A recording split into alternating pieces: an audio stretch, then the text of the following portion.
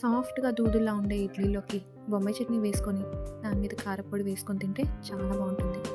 ముందుగా ఒక బౌల్‌లోకి మనకి కావాల్సినంత శనగపిండి తీసుకొని వాటర్ వేసి ఉండలు కట్టకుండా బాగా కలుపుకోవాలి. ఇప్పుడు గిన్నెలో 2 స్పూన్స్ ఆయిల్ వేసుకొని ఆయిల్ బాగా వేడెక్కాక ఆవాలు, జీలకర్ర, ఆనియన్స్, పచ్చిమిర్చి, ఎండుమిర్చి, కరివేపాకు, అల్లం ముక్కలు వేసి బాగా కలుపుకొని కొంచెం వేగాక టమాటో వేసుకొని బాగా కలుపుకోవాలి. టొమాటోస్ బాగా మగ్గాక సరిపడా ఉప్పు, కారం, పసుపు వేసుకొని పచ్చివాసన పోయే వరకు వేయించుకొని సరిపడా వాటర్ వేసి బాగా కలుపుకోవాలి.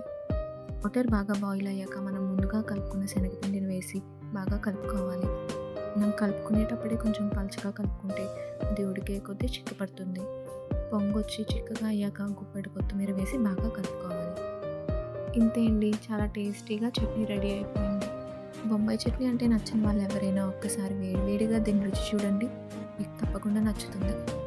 ఈ వీడియో కనుక మీకు నచ్చినట్లయితే please do like, share and subscribe.